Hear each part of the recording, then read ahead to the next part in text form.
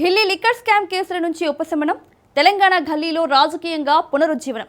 రెండింటి కోసమే ఆమె శత్రువులతో చేతులు కలిపారా? ఆమె దృశ్యం పైకి కనిపిస్తోంది, ఆమె గొంతు బయటకు వినిపిస్తోంది. కానీ ఆమెను ఏదో అదృశ్య హస్తం కంట్రోల్ చేస్తోందట. రాజకీయాల్లో ఏది ఊరికే జరగదు. ప్రతి అడుగు వెనుక ఒక వ్యూహం ఉంటుంది. తెలంగాణ రక్షణ సేన అధినేత్రి వేస్తున్న ప్రతి అడుగు యనుమల స్క్రిప్ట్ ప్రకారమే జరుగుతోందన్న ఆరోపణలు ఎందుకు వినిపిస్తున్నాయి? అధికార పార్టీ అనుకూల మీడియాలో ఆమె ఇంటర్వ్యూలు దేనికి సంకేతం? ఓట్లను చీల్చేందుకే అభయహస్తం ఇచ్చారా? తెలంగాణలో పొలిటికల్ ఫ్రెండ్లీ మ్యాచ్ స్క్రిప్ట్ సిద్ధమైందా? సొంత గూటిని కూల్చి పరాయి కొమ్మపై నిలబడాలని చూస్తున్న ఆమె వ్యూహం ఫలించేనా? తెలంగాణ సమాజంలో ఎలాంటి చర్చ సాగుతుంది?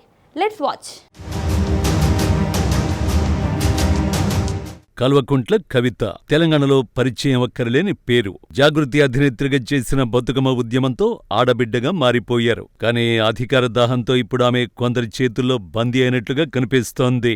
పార్టీని నడపడం అంటే ఆషామాషి కాదు, కత్తి మీద సాము. సమయం సందర్భం కలిసి వచ్చినప్పుడే ఏ పార్టీకైనా ఉజ్వల భవిష్యత్తు. ఇక ప్రాంతీయ పార్టీల గురించైతే చెప్పనే అక్కర్లేదు. అయితే కొత్తగా పురుడు పోసుకున్న తెలంగాణ రక్షణ సేనకు అన్నీ కలిసొస్తున్నాయి. కవిత ఘోరంతో పోరాటం చేసిన కొండంతో చేసి చూపిస్తోంది ఒక వర్గం మీడియా. ఆమెను తెగ ప్రమోట్ చేస్తోంది. పబ్లిసిటీ విషయంలో ఎక్కడా తగ్గడం లేదు. దీంతో అందరి మధ్యలో ఒకటే డౌట్, అసలు కవిత వెనుక ఉన్నదెవరు? ఆమెకు ఫండింగ్ ఎవరిస్తున్నారనే ప్రశ్నలు సర్వత్రా వినిపిస్తున్నాయి. ఒకప్పుడు గులాబీ కోటలో వెలుగు వెలిగిన కవిత సొంత ఫ్యామిలీపైనే యుద్ధం ప్రకటిస్తోంది. ప్రత్యర్థులను కాకుండా బీఆర్ఎస్ ని టార్గెట్ చేస్తోంది. దీంతో కవిత తీసుకుంటున్న రాజకీయ నిర్ణయాలు, ఆమె వేస్తున్న అడుగులు సంచలనంగా మారే. నిజానికి తెలంగాణ పేరుతో ఎన్నో ప్రాంతీయ పార్టీలు పుట్టుకొచ్చాయి, వెంటనే కనుమరుగయ్యాయి. రీజనల్ పార్టీ పెట్టడంతో రాజకీయంగా తోళ్ల దేవేంద్ర గౌడ్ తలరాత మారింది. ఆల నరేంద్ర అడ్రస్ గల్లంతైంది. మెగాస్టార్ చిరంజీవి కూడా పార్టీ పెట్టి చిత్తయ్యారు. అనేక మంది పార్టీలు పెట్టి తట్టుకోలేక చేతులెత్తేశారు. ఒకసారి హిస్టరీ తిరిగేయండి. తెలంగాణలో ప్రాంతీయ పార్టీ పెట్టి సక్సెస్ అయింది కేవలం కేసీఆర్ మాత్రమే. తెలంగాణ రాష్ట్ర సమితి ఆవిర్భావం వేళ పైసలు లేక ఒకానొక సందర్భంలో ఆయన అల్లాడిపోయారు. అయితే ఉద్యమ పార్టీ అవడంతో గులాబీ కారును తెలంగాణ సమాజం విజయ్ తీరానికి చేర్చింది. అలాంటిది ఇప్పుడు టీఆర్ఎస్ గా చెప్పుకుంటున్న కవిత పార్టీలో పట్టుమని 10 మంది క్యాడర్ లేకున్నా పైసలకు మాత్రం కొదవలేదట. ప్రచారం కోసం ఆమె చేస్తున్న ఖర్చుపై సొంత పార్టీ నేతల్లోనే అనుమానాలు వ్యక్తమవుతున్నాయి. అసలు తెలంగాణ రక్షణ సేన అధినేత్రికి ఆర్థిక బలం ఎక్కడిది? రూపాయి కొరత లేకుండా రీజనల్ పార్టీ నడుపుతున్న ఆమెకు ఎవరు ధైర్యం ఇచ్చారు? ఆఫీసులు, ప్రచారాలు, సోషల్ మీడియా ఆర్మీ వీటన్నింటికీ 100 కోట్లు ఎక్కడి నుంచి వస్తున్నాయి అంటూ జోరుగా చర్చిస్తున్నారు. రాజకీయాల్లో శాశ్వత శత్రువులు, శాశ్వత మిత్రులు ఉండరనేది పాత మాటే. కానీ కన్న తండ్రిని, సొంత అన్నను కష్టకాలంలో అండగా నిలిచిన పార్టీని ఖతం చేయడమే లక్ష్యంగా కవిత అడుగులు పడుతున్నాయి. శత్రువుతో చేతులు కలిపి ఆమె రాజకీయం చేస్తున్నట్టు స్పష్టంగా కనిపిస్తోంది. ఇటీవల కవిత వ్యవహరిస్తున్న తీరే అందుకు నిదర్శనం. అధికార పార్టీకి మౌత్ పీస్ గా ఉన్న పెద్ద ఛానల్లో కవితకు ప్రాధాన్యత పెరిగిపోయిందట. ఇంటర్వ్యూ పేరుతో ఓపెన్ గా పొలిటికల్ డీల్ కుదుర్చుకున్నారనే వాదనలు వినిపిస్తున్నాయి.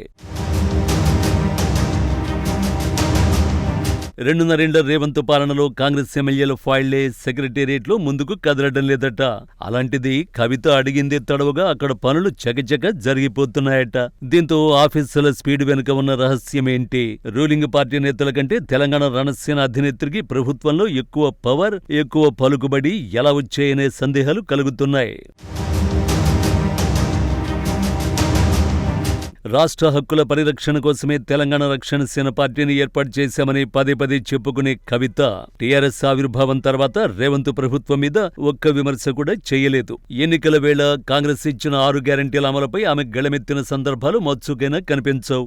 అధికార పక్షం తప్పులపై కవిత అస్సలు నోరు మెదపడం లేదు. కానీ ఆమె గురి అంతా గులాబీ కారుపైనే. బీఆర్ఎస్ తో పాటు బీజేపీ పైన నిప్పులు చెరుగుతున్నారు. దీంతో ఎందుకోసం ఆమె పార్టీ పెట్టారు? ఎవరిని కాపాడడానికి కవిత తాపత్రయం? ఎవరి ఓట్లను చీల్చడానికి కుట్రలు చేస్తున్నారనే చర్చ జోరుగా సాగుతోంది. ఢిల్లీ లిక్కర్ స్కామ్ కేసులో ఉన్నట్టుండి వచ్చిన ఊరట, కొత్త పార్టీని నడిపేందుకు అపరిమిత ఆర్థిక బలం చూస్తుంటే క్విడ్ ప్రోకో ఉందనే టాక్ పొలిటికల్ సర్కిల్స్ ను షేక్ చేస్తోంది. తెరపై కవిత మాత్రమే కనిపిస్తోంది, కానీ తెర వెనుక స్క్రిప్ట్ రాస్తోంది, డైరెక్షన్ చేస్తోంది మాత్రం పవర్ఫుల్ శక్తులే అనేది స్పష్టమవుతోంది. శత్రువు కోటలో ఆశ్రయం పొందుతున్న జాగృతి అధినేత్రి భవిష్యత్తు ఎటు వెళ్తుందో చూడాలి. చేతిరాతతో ఆమెను గెలిపిస్తారో లేదంటే కరివేపాకులా వాడుకుంటారో తెలియాలంటే కొన్నేళ్ల నిరీక్షణ తప్పదు.